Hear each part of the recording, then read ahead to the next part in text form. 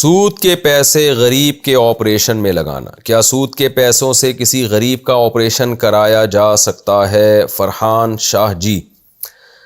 دیکھیں جو بھی حرام رقم ہوتی ہے نا، وہ بغیر ثواب کی نیت سے اس کا صدقہ کرنا واجب ہے۔ حرام سے جان چھڑانے کی نیت ہو، ثواب کی نیت نہ ہو، اور اس سے کوئی دنیاوی فائدہ اٹھانا مقصد نہ ہو،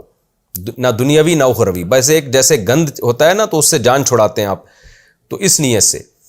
تو سودی رقم ہو یا کوئی بھی حرام رقم ہو تو اس میں یہی ہے کہ اس سے جان چھڑائیں آپ۔ اب جان چھڑانے کے دو طریقے تھے، ایک تو یہ کہ آپ اس کو پھینک دیتے کچرے میں، تو ظاہر ہے ایک سرمایہ ہے، نقصان ہوگا، تو اس لیے وہ اس کا حکم یہ ہے کہ اس کو کسی کے کام میں، یعنی اپنے آپ سے جان چھڑائیں اور کسی غریب پہ صدقہ کر دیں۔ تو اب غریب پہ صدقہ کرنے کے دو طریقے ہیں، جو راجح قول، جو مضبوط قول ہے وہ تو یہ ہے کہ وہی کیا جائے جو زکوٰۃ کے ساتھ کیا جاتا ہے، یعنی غریب کو مالک بنایا جائے، تملیک ضروری ہے۔ تو اس لیے احتیاط اس میں ہے کہ اس رقم کو آپ غریب کو مالک بنا دیں کہ یہ تمہاری رقم ہو گئی، تم جو چاہے کرو، یا غریب کی طرف سے کوئی نمائندہ بن جائے، جیسے ڈاکٹر سے علاج کرانا ہے تو آپ اس غریب کو بول دیں کہ یہ جو ہسپتال ہے ہم تمہاری رقم اس ہاسپٹل کی انتظامیہ کو دیں گے، یعنی کوئی تمہاری طرف سے وکیل بن کے اس رقم پہ قبضہ کر لے تاکہ تم مالک بن جاؤ، تو یعنی وکیل کا قبضہ بھی موکل کا قبضہ کہلاتا ہے۔ تو احتیاط کا تقاضا تو یہ ہے کہ اس میں بھی مالک بنایا جائے، لیکن ایک دوسرا قول بھی ہے، وہ یہ ہے کہ اس میں مالک بنانا ضروری نہیں ہے، کیونکہ یہ خالص زکوٰۃ تو ہے نہیں، کسی بھی خیر کے کام میں ثواب کی نیت کے بغیر خرچ کیا جا سکتا ہے۔ تو احتیاط تو یہی ہے کہ ایسے خرچ کریں جیسے زکوٰۃ خرچ کی جاتی ہے،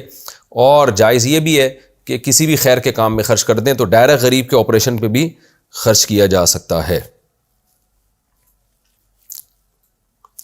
کفن پر پرفیوم لگانا، کیا کفن کے اوپر عطر یا پرفیوم لگانا جائز ہے؟ شمس الاسلام بنگلہ دیش سے، جائز ہے کفن پہ خوشبو لگانا، کچھ کوئی بھی لگا سکتے ہیں۔ کیچڑ کے داغ نہ ہٹیں تو کیا نماز ہو جائے گی؟ اگر شلوار پر کیچڑ کی چھینٹیں لگ جائیں اور ان کے سوکھنے کے بعد ان کو پانی سے دھو لیا جائے مگر داغ نہ ہٹے تو کیا اس صورت میں ادا کی گئی نماز صحیح ہو جائے گی؟ محمد عمر کراچی سے۔ محمد عمر صاحب، کیچڑ کے داغ، کیچڑ لگ بھی جائے تو بھی کپڑا ناپاک نہیں ہوتا، کیونکہ کیچڑ ناپاک نہیں ہے جب تک کہ واضح طور پر آپ کو اس میں گوبر ووبر کے نشان نظر نہ آئے۔ تو جب تک ایسی کوئی گندگی نظر نہیں آ رہی تو مٹی پاک ہے اور کیچڑ بھی پاک ہے، تو وہ چاہے گیلا بھی ہو سوکھا بھی ہو، اس سے کوئی فرق نہیں پڑتا۔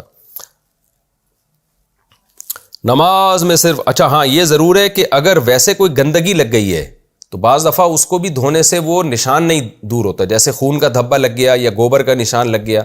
تو اگر آپ نے اس کو اچھی طرح دھو دیا رگڑ کے،